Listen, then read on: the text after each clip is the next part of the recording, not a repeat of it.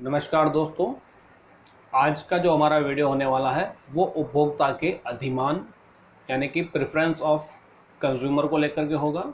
आज के इस वीडियो के बारे में हम पढ़ेंगे कि उपभोक्ता का अधिमान क्या होता है और किस तरह से उसका निर्धारण करता है और अधिमान किस किस तरीके से होते हैं, इनके बारे में हम थोड़ा सा डिटेल पढ़ेंगे। कक्षा 12 अर्थशास्त्र के लिए विशेष महत्वपूर्ण है आज का ये वीडियो। अधिमान अधिमान का अर्थ क्या होता है, इसका हम सामासिक विग्रह करते हैं। अधिमान जैसा शब्द से स्पष्ट है, अधि प्लस मान। अधि का मतलब होता है यहाँ पर अधिक और मान का मतलब यहाँ पर होता है प्राथमिकता या पसंदगी। मतलब उपभोक्ता किसे अधिमान देता है अर्थात किसे अधिक प्राथमिकता देता है। अब यह किसे देने का मतलब यहाँ पर है कि उपभोक्ता के बजट में बहुत सारे बजट सेट उपलब्ध होते हैं।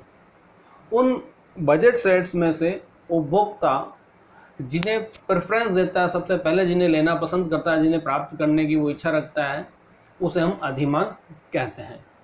उसी के अंतर्गत क्या होता है कि उपभोक्ता उपलब्ध समस्त बजट सेट्स को एक पसंदगी क्रम में आयोजित करता है, समायोजित करता है, उसे हम कहते हैं अधिमानता क्रम। उसमें उपभोक्ता इस तरह से रखता है कि जो बंडल उसे सबसे अधिक पसंद है, जिसे वो सबसे अधिक मान देता है, अधिक पसंद करता है, उसके बाद उससे कम, फिर उससे कम और फिर उससे क्रम। तो इस तरह से वो पसंदगियों के क्रम उनके अंदर उन बजट सेट्स को रखता है। और ये क्रम जैसा कि आप देख रहे होंगे कि निरंतर घटता जा रहा है। ये एक अवरोही क्रम होता है, पसंदगी क्रम का एक अवरोही क्रम होता है।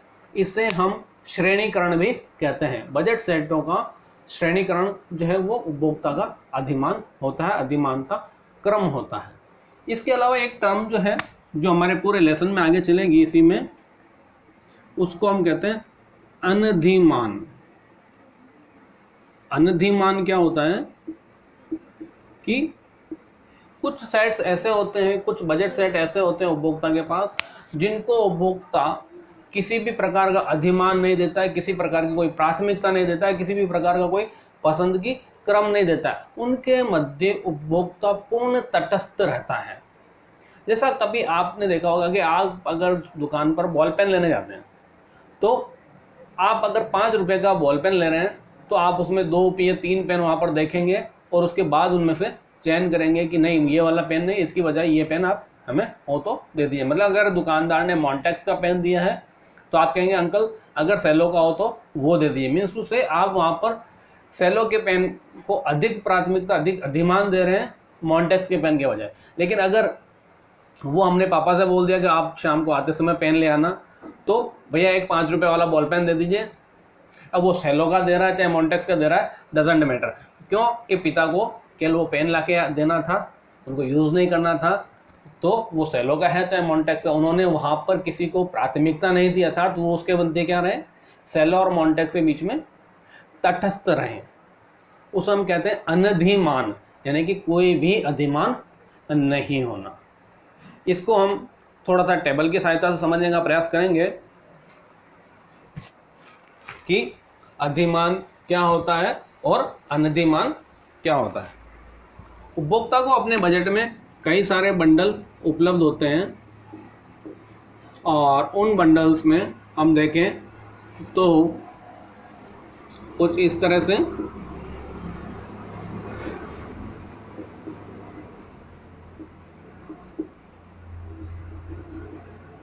अब यहाँ पर जो श्रेणीकरण करता है उपभोक्ता, वो किस तरह से करता है कि उपभोक्ता 1,3 और 3,1 दोनों की तुलना में 2,2 वाले सेट को अधिमान देता है और इसे श्रेणीकरण में पहला क्रम देता है और उसके बाद इनको दूसरा क्रम देता है। उसका कारण क्या है? क्योंकि यहाँ पर वस्तु 1 और वस्तु 2 दोनों की समान मात्रा है। देखने में हमारे पास तीनों सेट्स के अंदर 4 इकाइयाँ मिल रही हैं, लेकिन इस सेट को अधिक प्राथमिकता अधिक मान इसलिए दे रहा है उपभोक्ता क्योंकि यहाँ पर दोनों की समान मात्राएं हैं और इन दोनों की तुलना में इसे अधिक मान दिया। लेकिन इन दोनों को उसने श्रेणीकरण में दूसरे क्रम पर रखा। उसका क्या कारण है? क्योंकि दोनों ही सेट्स में एक वस्तु की 1 इकाई और दूसरी वस्तु की 3 इकाई मिल रही है। तो ये तो एक की पहली वस्तु की 3 इकाइयाँ ले लें या दूसरी वस्तु की 3 इकाइयाँ ले लें तो उससे कोई फर्क नहीं पड़ा क्योंकि संतुलन में तो मिल नहीं रहा। तो इन दोनों के मध्य उपभोक्ता क्या है? तटस्थ रहता है। इसके बाद अगर हम बात करें यहाँ पर 1,2 या 2,1, इनकी तुलना में इनको प्राथमिकता देगा। क्यों देगा? क्योंकि इन दोनों ही सेट्स में उपभोक्ता को उपलब्ध होने वाली मात्रा कितनी है? 3 इकाई, और जबकि इससे ऊपर वाले बंडल में जो है हमारे पास 4 इकाई मिल रही है, तो इसे वो तीसरा क्रम देगा। और फिर इसी तरह से यहाँ पर क्या हो रहा है कि इसके बाद इन दोनों के मध्य तटस्थ है क्योंकि दोनों में 3 इकाई मिल रही हैं। अब अगर हम आगे चलें इसी क्रम में आगे, तो इसे जो कम मात्राओं वाले हैं, जैसे अगर दोनों का ही 1-1 दे दिया जाए मात्रा, 1 इकाई पहली वस्तु और 1 इकाई दूसरी वस्तु, तो अब कुल इकाइयाँ हमारे पास 2 मिल रही हैं, तो उसको इनके भी निचला अधिमानता का क्रम मिलेगा, पसंदगी क्रम मिलेगा, और श्रेणी क्रम में वो चौथे क्रम पर चले जाएंगे। लेकिन कई बार ऐसा भी हो सकता है कि जब 4 इकाई की बात आ जाए तो वो 0,1, 0,4 से 4,0 तक किसी भी स्थिति में हो सकता है। 0,3, 0,2, 0,1 या 3,0, 2,0, इन सबको वो सबसे अंतिम क्रम देता है। उसका क्या कारण है? क्योंकि इन सारे सेट्स में आपको एक बात खास तौर पर नजर आ रही होगी कि पहली वस्तु या दूसरी वस्तु दोनों में से किसी एक की मात्रा 0 अर्थात वो वस्तु बिल्कुल भी उपलब्ध नहीं है। क्योंकि इनको अधिक प्राथमिकता इनकी तुलना में इसलिए मिल रही है क्योंकि इनमें कम से कम 1 इकाई प्रत्येक वस्तु की उपलब्ध है। तो ये होता है हमारा अधिमानता का क्रम, जिसको हम कहते हैं पसंदगी क्रम या श्रेणीकरण। तो ये अधिमान क्रम क्या होता है, अधिमानता क्या होता है, ये आपको समझ में आ गया होगा। तो अब हम चलते हैं इसी से संबंधित हमारे एक और बिंदु पर, उसे हम कहेंगे एकदिष्ट अधिमान। एक दिष्ट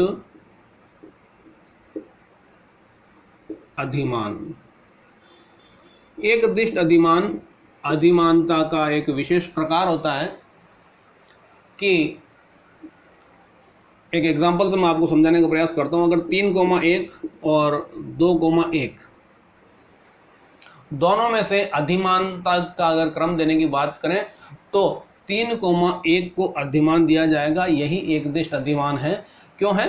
क्योंकि वो पहले 1 इकाई दूसरी वस्तु की 1 इकाई इसमें भी मिल रही है और इसमें मिल रही है, लेकिन बिना दूसरी वस्तु में कमी किए पहली वस्तु की 1 इकाई यहाँ पर बढ़ रही है, इसलिए इसे हम एकदिष्ट अधिमान कहते हैं। एकदिष्ट अधिमान ये होता है कि पहली वस्तु की मात्रा कुछ अधिक हो और उसके कारण पहली वस्तु की मात्रा में भी कमी ना हो, तो ऐसे अधिमान को हम एकदिष्ट अधिमान कहते हैं।